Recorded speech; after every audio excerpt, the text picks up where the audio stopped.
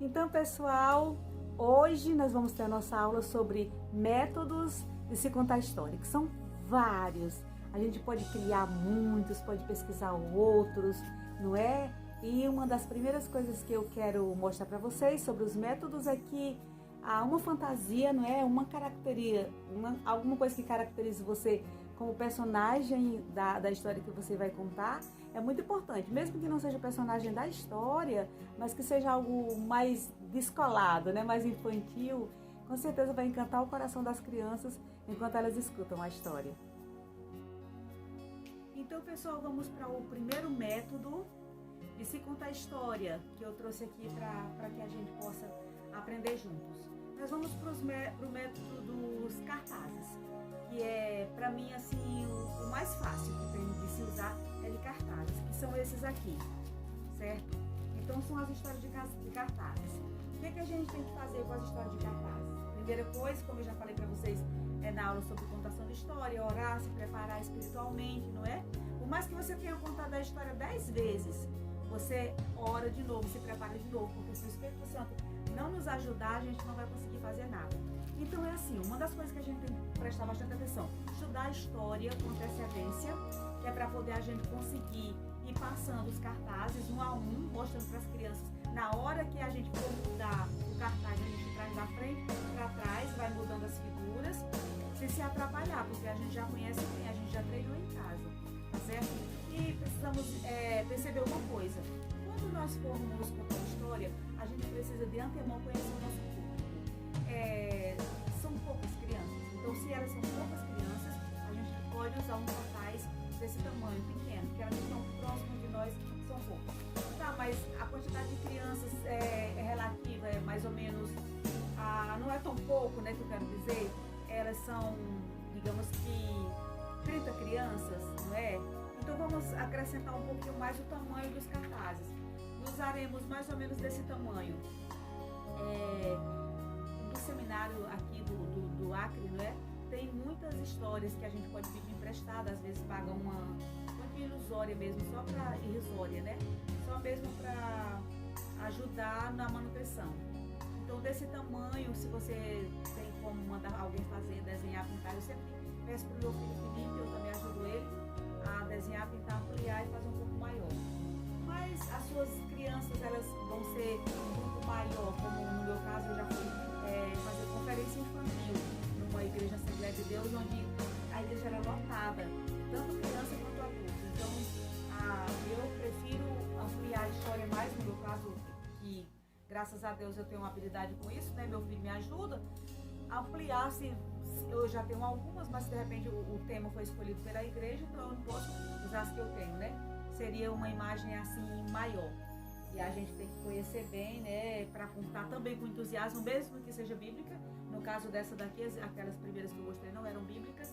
Tem uma lição bíblica, né? Uma lição espiritual, mas essa sim é bíblica e você deve contar com muito entusiasmo. Jesus estava no caminho, tinha muita gente, um homem chamado Jairo, ele chegou para Jesus e falou: minha filha está muito doente, Jesus. Entendeu? E vai contando sem ler nada, fazendo com que a história seja dinâmica, que as crianças possam imaginar o que realmente aconteceu lá do outro lado, tá certo? Então, história de cartaz, que eu chamo, são essas histórias com figuras em papel, não é? Feitas em cartolina, papel cartão, papel laminado, às vezes que fica bem cheio de vida, papelão, até montado em papelão também, do jeito que a pessoa quiser, EVA, não é? Então são os papéis, a história em cartaz que eu falo, que a gente leva na mão o cartaz e conta para as crianças. Então, para mim é o método mais simples. Se a pessoa se preparar bem, estudar bastante, treinar em casa, ela não vai se perder, porque tem que passar as páginas na hora certa, sem se atrapalhar, sem ter que estar olhando do outro lado o que é que vem na próxima figura, porque você já conhece bem toda ela, tá bom? Então é isso aí, vamos para o próximo método. Então neste momento nós vamos para o método fantoche, que é um método que muita gente gosta de usar, muitas crianças gostam de ver, outras têm medo, né? Precisa ter muito cuidado com os bebês. Antes até de você contar a história, você pode fazer com que as crianças peguem o fantoche, sinta que eles são, que eles não são de verdade, né? Que eles são brinquedos, a criança pode colocar a mão dentro, fazer o movimento na boca, que é para ela perder o medo, senão não vai ter sentido essa história. Não adianta se as crianças ficarem com medo e não prestarem atenção, não quiserem aprender, não é? Mas o fantoche não é tão simples assim, não é? Existem pessoas que se ela não tiver muita habilidade, é melhor que ela use só o fantoche. Então ela usa só o fantoche, que seria, no caso aqui, um pastor de ovelhas, né? E ela tem que criar uma voz. Olá pessoal. Tem pessoas que não faz barulho, não move nada na boca, né? Fica, fala sem ninguém nem percebeu. E aí o barulho, a boca do fantoche tem que escrever. Tem que abrir e fechar na hora que você tá falando. Olá pessoal. Aí você não pode dizer, aí tudo bem com você, ovelhinha, e a boca fechada. E nem assim, sem estar falando, entendeu? Então tem que ser coerente. Olá, minha ovelhinha, você está bem? Me diga como é que você está. Se ele é masculino, tem que criar uma voz masculina. E sempre a mesma voz para não se atrapalhar. Porque algumas pessoas usam 2 fantoches, no caso se tiver pouca gente e forem muitos personagens, né? Aí você tem que o seu cérebro gravar. Na mão direita eu estou com o masculino. E uma outra coisa muito importante também, é muito bom que você esteja com numa mão um masculino e na outra mão um feminino. É melhor assim do que 2 masculinos, porque você vai falar, olá pessoal, então as 2 vozes masculinas, você tem que ter muito equilíbrio para não confundir quando estiver falando olá, olá, aí olá, olá, e não trocar olá, olá, entendeu? Porque essa voz é olá, olá. Então tem que ter muito cuidado nas vozes. É melhor, ou então 2 femininas também atrapalha. Se forem 2 personagens, ou feminino ou masculino e feminino, 2 femininos no caso, né? Ou 2 masculinos, é muito ruim. Porque as vozes você pode confundir, não sabe se é a mão direita, se é a mão esquerda, a voz que você criou, entendeu? Então é melhor assim mesmo. E aqui no caso são 2 masculinos, mas como o carneirinho ele é mais animalzinho, então é um pouco diferente, é mais mimosa a voz, né? Então seria, olá minha ovelhinha, tudo bem com você? Olha bem. Certo? Então você vai criar uma voz para cada fantoche.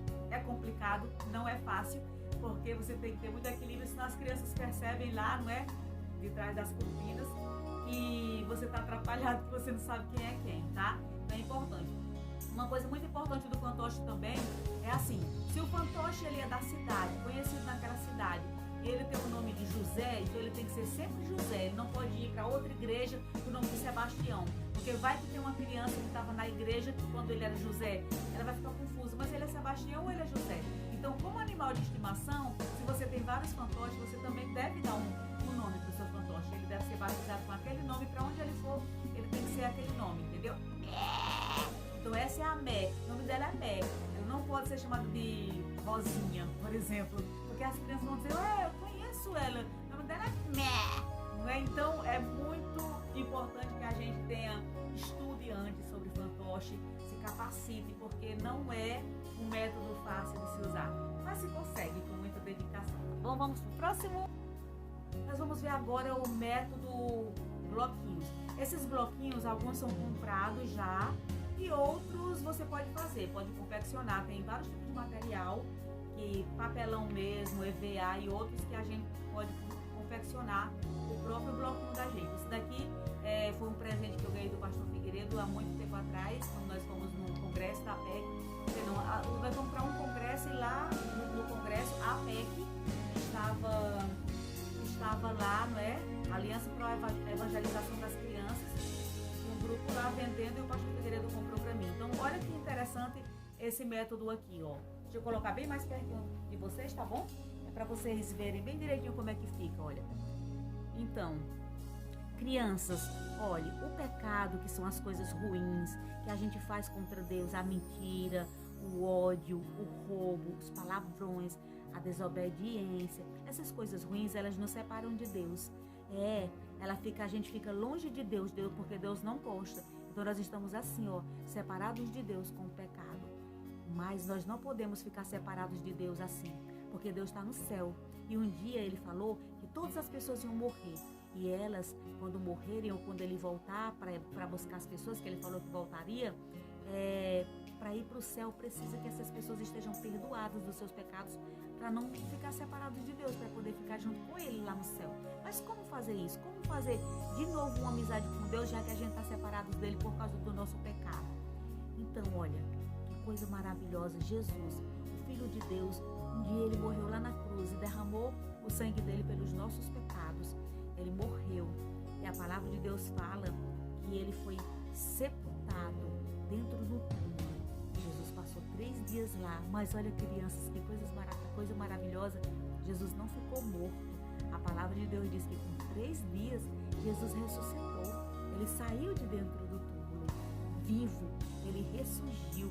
E olha que coisa maravilhosa. Quando Jesus ressurgiu, então ele trouxe um caminho da gente, porque a gente vai voltar para ele.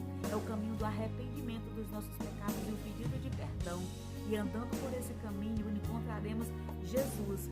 E aí podemos ter uma comunhão eterna com ele lá no céu. Olha que coisa maravilhosa. Podemos fazer amizade com Deus novamente, quando os nossos pecados são perdoados. Tá vendo? Que história legal, não é? Então essa é a história de bloquinho. São feitas de vários jeitos, tem outras histórias também. Muito legal, não é muito conhecida essa não, e eu amo. Foi um presente que eu ganhei do meu marido há muitos anos atrás e a gente pode levar para evangelismo pessoal. Quando a gente vai com uma pessoa ali, vai sair de casa em casa, pode levar dentro da bolsa o bloquinho e essa história pode ser contada para criança, para adulto. Bem interessante, né? E eis a história mais difícil, né? O método mais difícil de se contar a história, que é o método do flanelógrafo. O meu esposo sempre fala que ama, porque quando ele era criança ele escutou muito a história do flanelógrafo, ele amava, porque dava vida, não é? Aos personagens. Então, o flanelógrafo é isso aqui, né? Flanela. E o flanelógrafo, aqui, por exemplo, eu tenho um tripézinho para flanelógrafo, ele é feito de madeira, ó. Então, ele é feito de madeira, esse flanelógrafo aqui. Olha a boneca igual a mim, que coisa linda, né? Igual o meu vestido. E aí coloca-se assim, ele é pequenininho, existe o flanelógrafo grande também, já na igreja, né, o tripé, que é pra gente colocar o quadro da flanela. Nesse quadro, então, você coloca a flanela, que pode, por exemplo, eu tenho várias, assim como esse aqui, por exemplo, é um castelo, não é? Eu tenho várias, como aqui, deixa eu mostrar mais uma pra vocês. Aqui é a história do flanelógrafo, olha só, ó, céu e terra no caso, né, noite, é um momento que está noite aqui. O próximo que eu tenho aqui, deixa eu mostrar para vocês, que é, por exemplo, o interior de uma casa. A casa por dentro, tá lá o chão, tá lá as paredes. Eu acho que eu vou até guardar esse palácio lá para usar esse daqui do interior da casa para falar com vocês. Eu não tenho aqui comigo as flanelas, a historinha de flanela, homenzinho, mulherzinho, animais pequenininho. Eu não trouxe para aqui para casa e eu não localizei, não encontrei hoje para contar para vocês. Mas deixa eu falar, digamos que um homem, ele está na história, tá? Diz que é a história, Jesus foi na casa de Zaqueu, por exemplo. Se de repente nós estivéssemos aqui com Jesus e Zaqueu, onde é que teria que ficar Jesus e Zaqueu? Teria, se eles tivessem uma mesa, a mesa ficaria aqui e eles sentados aqui no chão, não é? Mas tem gente que vai contar, as pessoas pensam é simples, né? Porque é um lugar, uma flanela bonita, vamos colocar ali. Só pregar a lição, não é? O personagem ali. Não é assim. Se você de repente coloca um homem pregado bem aqui, não é um personagem, uma pessoa, pregado bem aqui, como que vai poder ser aqui a parede, não é da casa? Não pode. Você tem que colocar a pessoa no chão e tem que colocar ela bem retinha, para ela ficar bem pezinha, para não ficar torta. Que a criança fica vendo e diz, eita, a pessoa vai cair, certo? Então você não deve colocar, por exemplo, o interior de uma casa, a gente não usa para qualquer coisa, é só para pessoas dentro da casa. Não pode usar um passarinho, por exemplo, porque se colocar aqui é na parede, se colocar aqui está pregado na janela, a janela está fechada, não é? Então não se deve usar para contar uma coisa assim, do deserto, por exemplo, lá da floresta. Não tem como dentro de um ambiente de uma casa. O que a gente faz quando a gente não tem um lugar certo que você quer contar? Ou você não está usando pessoinhas, ou tá, mas você está confuso, você não se preparou direito, você naquela flanela já pintada, você vai ficar perdido, você não sabe colocar. Por exemplo, digamos que seja o mar, que eu tenho aqui o mar. Você não pode colocar uma pessoa em pé dentro do mar, não é? Então tem que ter todo cuidado, tem que colocar lá na praia, lá na terra, na areia, certo? Aí o que a gente faz? A gente usa a flanela do outro lado, então só uma flanela mesmo azul, em outra cor, né, uma cor única, e aí para contar o estilo dessa história, eu trouxe para vocês, só para pregar mesmo para vocês, né? Aqui eu já estou na 10ª praga. Então são as pragas. Aí aqui a 10ª praga é a morte dos primogênitos, não é? Lá no Egito. Então tá aqui, é muito interessante porque prega, né? Fica assim fixozinho, né? Fixar em pezinho. E as crianças gostam demais. Então, essa daqui, como é pessoinha em pé recortada, só são quadrinhos, então você pode colocar em qualquer lugar, entendeu? Aí pode revezando com as crianças, olha, as trevas, né? Você coloca cada um no lugar diferente, vai contando e colocando na flanela. É algo muito difícil. Contar a história com flanela, com flanelógrafo, com flanela não é fácil, porque você tem que ter todo o jeito, como vai colocar os objetos, as pessoas, todas elas no lugarzinho certinho, sem se confundir, que a criança ela tá lá no visual, tá vendo tudo, ela pode ficar, porque a criança tudo ela faz ser real. Aí fica a pessoa dentro do mar quando não deve estar dentro do mar, né? A pessoa voando quando ela deve estar andando na terra. Então mas é super legal, super interessante, tudo é questão de estudo, de treinamento, a gente consegue. É muito legal, divertido, né? Trabalhar com flanelógrafo, com flanelas, e é isso aí. São histórias bem legais, porque a própria criança pode ir lá, pode tocar, ela pode colocar, ela pode retirar, ajudar você na hora da história participando melhor, né? Muito legal. Vamos para a próxima. Vocês estão vendo uma mochila, não é? Dentro daquela mochila tem uma coisa bem legal. Será que tem dentro daquela mochila, hein? Bom, vamos para o nosso próximo método, que é o método do nada. Que interessante, como assim? Método do nada. Método do nada é quando você se encontra numa situação como eu me encontrei. Cheguei na igreja, em outra igreja que nós trabalhávamos, né? A professora da escola dominical não foi para a salinha, ela não veio para a igreja. Aí ficou alguém falando, né? Quem é que vai? Quem fica com aquelas crianças? Quem é que vai ficar? Ninguém queria. Ah, não, estou preparada, não é minha aula, não é minha responsabilidade, a professora tem responsável, faltou porque quis, não avisou, não sei o quê, e nisso ninguém queria ficar com as crianças. Aí eu, né, graças a Deus, quando eu tenho mais ou menos essa criatividade, eu digo, Senhor, sabe uma coisa? Eu vou. Aí eu digo, vamos lá, crianças, vamos tudo para a salinha. E fui. Quando cheguei lá na sala, a nossa igreja não tinha, né, a gente descuidados mesmo lá, não tínhamos material, como hoje lá na Filadélfia, na nossa igreja, nós temos uma salinha que a gente está equipando, né, que a gente tem como se virar numa situação dessa. Mas naquele dia nós não tínhamos nada, e aí eu pensei, e agora como é que vai ser? Então, o que é que aconteceu? Contei essa história que eu vou contar para vocês agora. Do nada, eu pensei, meu Deus, já encontrei objetos parecidos com esse, que eu vou mostrar para vocês, e criei uma historinha. Por quê? Eu não queria estar contando uma história sem graça, para as crianças não chamarem a atenção delas, até coitadas, porque eu fiquei com pena delas também, de estarem desgarradas, né? A professora não foi para a escola, não avisou para a escola dominical, e as crianças ficaram sem professor, sem ninguém, e eu já fiquei triste por causa disso, então eu queria fazer o melhor naquele dia, dando uma aulinha para aquelas crianças. Então o que é que eu fiz? Vou contar a historinha para vocês, tá? Crianças, vocês não sabem o que aconteceu. Olha, vou contar uma história para vocês. Um dia, uma menina rica, uma menininha bem rica, ela tinha uma bolsa linda. Aí sabe, crianças, vocês acreditam que uma vez por mês essa menina levava a bolsinha dela e ela ia lá para perto de um rio. Lá perto daquele rio tinha uma porção de pedrinhas de todo jeito na beirada lá do rio. E aquela menina sempre, ela ia ali, sabe, naquele rio. Então ela abria a bolsinha dela e ela pegava lá no chão as pedrinhas e colocava na bolsinha dela. Pegava as pedrinhas e colocava na bolsinha dela. O vestido da menina era tão lindo, e a bolsinha dela também era tão linda, que todas as pedrinhas ficavam, eu quero ir para a bolsa da menina, eu quero ir para a bolsa da menina. Todas as pedrinhas queriam ir para a bolsa da menina. Sabe, a menina, ela era filha de um arquiteto, um homem muito rico da cidade, e ele construía prédios, e aquele homem gostava de construir prédios, e depois que ele terminava de construir, ele pedia a ajuda da filha para encontrar pedras lindas perto do rio, que era para pegar as pedrinhas todas na parede do rio, crianças, na parede dos prédios que ele construía, crianças. Então, lá naquele rio, perto lá da água, tinha muitas pedras lindas. Aquela menina escolhia as melhores para ela botar na bolsinha dela e levar para o papai. E o papai então colocava as pedrinhas dela nos lugares mais lindos lá daquele prédio, sabe? Aí as pedrinhas ficavam loucas pra ir com aquela menininha, era de uma vez por mês. Mas quando foi um dia, o garotinho, ele ia passando por ali com bornó. Bornó é uma bolsa bem rústica, bem feia, não é?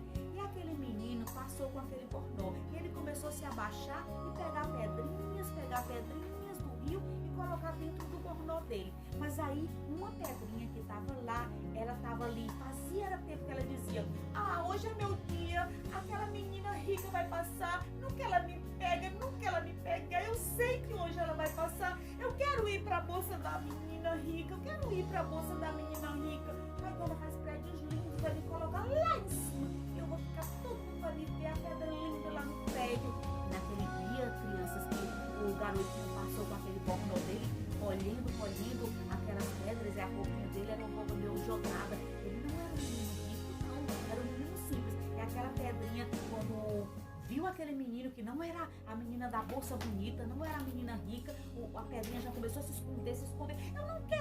E o menininho tentando pegar as pedrinhas, pegou uma, pegou duas, pegou três, e aquela pedrinha: não, eu não quero, eu vou esperar a menina rica, eu quero ir pra bolsa da menina rica, eu não quero com você. Pum! O menino pegou aquela pedrinha, ela se calou e o menino colocou dentro do bornó dele 5 pedrinhas, e o menino foi embora.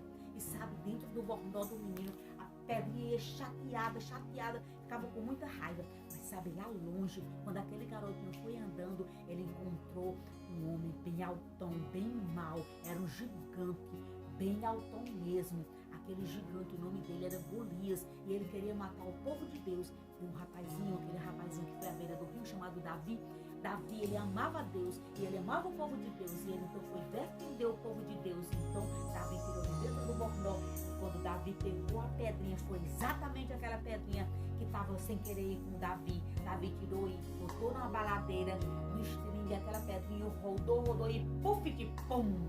A pedrinha bateu na cabeça do gigante, e o gigante tombou, bateu a cabeça no chão, e aquele gigante morreu. E sabe, o pequeno Davi, com aquela pedrinha, ele pôde salvar um povo todo. Depois daquela pedrinha, quando ela viu que ela foi usada numa tarefa tão importante, ela ficou envergonhada de estar sendo orgulhosa e querendo ficar num lugar bem alto, só para se exibir. Quando, na verdade, ela foi usada para salvar o povo de Deus daquele monstro, daquele homem mau, daqueles filisteus. Então, esse é o método do nada. É quando você não tem o que fazer, está num momento assim difícil, e agora o que eu faço? Você cria, você inventa alguma coisa que tem ali por perto de você, que você pode associar a algo da palavra de Deus. É isso, o método do nada que vira tudo. E finalizando hoje a nossa aula sobre métodos de se contar história, vamos abrir a nossa mochila. E o que será que tem dentro dela, hein? O que será que tem dentro dessa mochila? Como logo no início da nossa aula eu falei para vocês, não é? Dentro dessa mochila tem um objeto muito legal. Sabe o que é? Olhem só! O objeto que está dentro da nossa mochila é uma varinha de condom. E o que será que essa varinha faz? Ela acende. E quando ela acende, o que acontece? Na próxima aula a gente vai saber, tá bom? Tchau!